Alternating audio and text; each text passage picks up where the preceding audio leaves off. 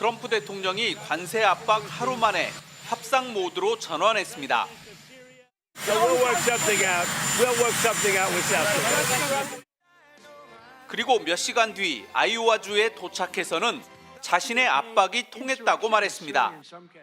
And I said, I'm going to increase tariffs by 25. I'm going to charge you 25% tariff if you don't do it. They said, we will do it. Why don't you ask? We'd love to do it. 강한 압박을 던진 뒤 협상으로 끌고 가는 트럼프 특유의 치고 빠지기 전술입니다. 백악관도 한국이 약속을 이행하는데 아무런 진전이 없다며 불만을 드러냈습니다. 또 그리어 미국 무역대표부 대표는 한국 정부 관계자와 통화한 사실을 공개하며 한국에 특별한 반감이 있는 것은 아니지만 미국의 심각한 무역 적자 구조는 반드시 바뀌어야 한다고 말해 대미 투자가 핵심임을 강조했습니다. 한국의 디지털 서비스 규제에 대한 불만도 덧붙였습니다. 여기에 관세 문제를 쿠팡 사태와 결부시키려는 일부 미 정치권의 움직임도 부담되는 대목입니다. 이에 따라 김정관 산업통상부 장관은 이번 주 워싱턴에서 러트닉 상무장관과 긴급 면담을 할 예정입니다. 도널드 트럼프 미국 대통령이 한국산 자동차와 목재, 의약품 등에 대한 관세를 25%로 인상하겠다고 밝혔습니다. 외신들은 이번 결정의 배경으로 지난해 체결된 3,500억 달러 규모의 투자 합의가 한국 국회의 비준 지연으로 이행되지 않고 있다는 점에 주목했습니다. 뉴욕타임스는 트럼프 대통령이 한국 국회의 비준권을 인정하면서도 지연에 따른 경제적 보복을 즉각 실행에 옮겼다고 보도했습니다. 특히 행정명령 발령 전 SNS를 통해 입법부를 직접 압박하는 이례적인 형식을 취했다며 정치적 압박 가능성을 시사했습니다. 파이낸셜 타임스는 이번 조치가 한국이 약속한 470조 원 규모의 투자를 무색하게 만드는 합의 뒤집기라고 비판했습니다. 자동차 관세가 25%로 돌아갈 경우 이미 15% 수준에서 합의를 본 일본이나 EU에 비해 우리 기업들이 심각한 경쟁력 열의에 처할 것이라고 우려했습니다. 또한 동맹국이라도 언제든 약속을 깰 수 있다는 위험한 신호를 보낸 것이라고 지적했습니다. CNN은 이번 선언의 실효성에 의문을 제기하며 미 대법원의 판결을 핵심 변수로 꼽았습니다. 관세 인상의 근거인 국제비상경제권한법이 현재 대법원에서 위헌 여부를 심리 중이기 때문입니다. 대법원이 대통령의 권한 남용으로 판결할 경우 이번 조치는 불법이 됩니다. CNN은 이를 근거로 실제 관세 인상보다는 한국 국회를 압박해 비준을 끌어내려는 고도의 압박 전략일 가능성이 높다고 전망했습니다. 외신들은 공통으로 이번 사태가 과거 유럽과의 그린란드 관세 갈등과 유사한 경로를 밟을 가능성에 주목하고 있습니다. 당시에도 트럼프 대통령은 관세 폭탄을 예고했다가 유럽의회가 강하게 맞서자 위협을 철회했습니다. 전문가들은 대법원 판결 전까지 한국 등 무역 파트너들을 향한 트럼프의 벼랑 끝 전술이 더욱 거세질 것이라고 경고하고 있습니다. 도널드 트럼프 미국 대통령이 한국산 자동차 등 모든 상호 관세를 25%로 인상한다고 밝혔습니다. 트럼프 대통령은 현지 시간 26일 트루스 소셜을 통해 한국 국회가 한미 간의 무역합의 이행에 필요한 법적 절차를 진행하지 않았다고 주장하며 한국산 제품에 대한 관세를 무역합의 이전 수준으로 다시 인상하겠다고 밝혔습니다. 그는 한국 입법부가 한국과 미국과의 합의를 지키지 않고 있다면서 이에 따라 난 자동차, 목재, 의약품 및 기타 모든 상호 관세를 15%에서 25%로 인상한다고 적었습니다.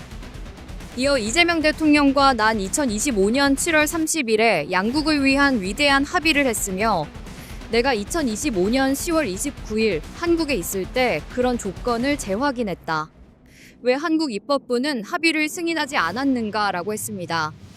트럼프 대통령이 언급한 한국 국회의 승인은 한국이 미국에 약속한 투자를 이행하기 위해 국회에서 통과시켜야 하는 한미 전략적 투자 관리를 위한 특별 법안을 의미하는 것으로 보입니다.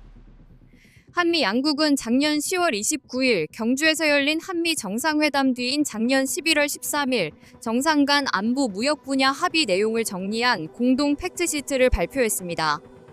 팩트시트는 한국이 3,500억 달러 규모 대미 투자를 하는 조건으로 미국은 한국산 자동차 등에 대한 관세를 인하하고 한국의 우라늄 농축 및 사용 후액 연료 재처리와 핵 추진 잠수함 도입을 지원 또는 승인키로 하는 내용을 담았습니다.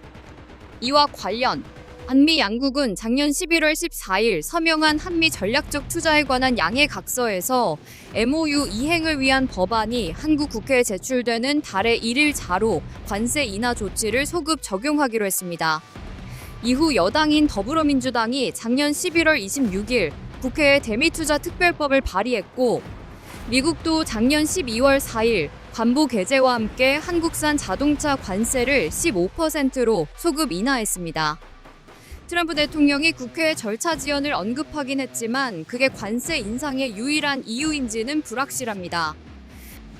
미국은 무역 합의 이후 한국 국회가 제정한 정보통신망법 개정안과 국회에서 발의된 온라인 플랫폼 규제에 대해 불만을 표출했으며 지난 23일에는 JD 벤스 부통령이 미국을 방문한 김민석 국무총리에게 쿠팡의 개인정보 유출 사건에 대해 묻기도 했습니다.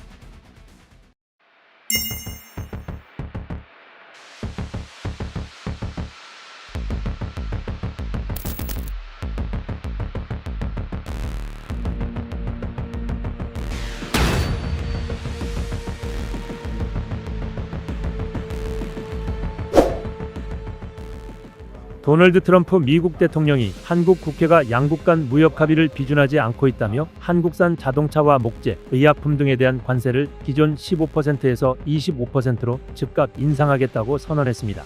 트럼프 대통령은 26일 자신의 사회관계망 서비스에 올린 게시글을 통해 한국 입법부가 미국과의 거래를 이행하지 않고 있다며 이같이 밝혔습니다. 그는 이 무역 합의는 미국에게 매우 중요하다며 우리는 합의된 거래에 따라 신속하게 관세를 인하했으며 당연히 우리의 무역 파트너들도 똑같이 행동할 것을 기대한다고 강조했습니다. 트럼프 대통령이 언급한 한국 국회의 승인은 한국이 미국에 약속한 투자를 이행하기 위해 통과시켜야 하는 한미 전략적 투자 관리를 위한 특별법안, 이른바 대미투자 특별법을 의미하는 것으로 보입니다. 트럼프 대통령은 이재명 대통령과 나는 지난 2025년 7월 30일 양국을 위한 훌륭한 합의에 도달했고 내가 2025년 10월 29일 한국을 방문했을 때 이 조건을 재확인했다고 상기시켰습니다. 이어 한국 국회가 우리의 역사적인 무역협정을 제정하지 않았기 때문에 나는 이에 대한 대응으로 관세를 15%에서 25%로 인상한다고 통보했습니다. 앞서 한국과 미국은 지난 7월 무역협정을 타결했으며 작년 10월 경주에서 열린 한미 정상회담 이후 구체적인 합의 내용이 담긴 공동 팩트시트를 발표했습니다. 당시 팩트시트엔 한국이 3,500억 달러 규모의 대미 투자를 하는 조건으로 미국이 한국산 자동차 관세를 인하하고 한국의 우라늄 농축, 사용 후 핵연료 재처리, 그리고 핵추진 잠수함 도입을 지원하거나 승인한다는 내용이 포함됐습니다. 양국은 작년 11월 14일 양해각서를 체결하며 관련 법안이 국회에 제출되는 달의 1일자로 관세 인하를 소급 적용하기로 했고 이에 따라 미국은 작년 12월 자동차 관세를 15%로 낮췄습니다. 하지만 국회에서 비준 동의안과 특별법 처리가 지연되자 트럼프 대통령이 다시 관세 인상이라는 강경카드를 꺼내든 겁니다. 해당 법안이 국회에 제출된 후 야당은 국익 훼손을 이유로 원점 재협상을 요구하며 비준을 거부해왔습니다. 또한 정부가 타결한 협상안은 굴욕 외교이며 한국만 유독 높은 15% 관세율을 수용하고 천문학적인 투자 청구서까지 떠안았다는 비판을 제기했습니다. 한편 이번 관세 인상이 단순히 국회 절차 지연 때문만은 아니란 분석도 나옵니다. 미국은 그간 한국 국회가 제정한 정보통신망법 개정안과 온라인 플랫폼 규제 등에 대해 지속적으로 불만을 표출해왔습니다. 실제로 지난 23일 JD 벤스 부통령은 김민석 국무총리를 만난 자리에서 쿠팡의 개인정보 유출 사건을 직접 언급하며 압박하기도 했습니다.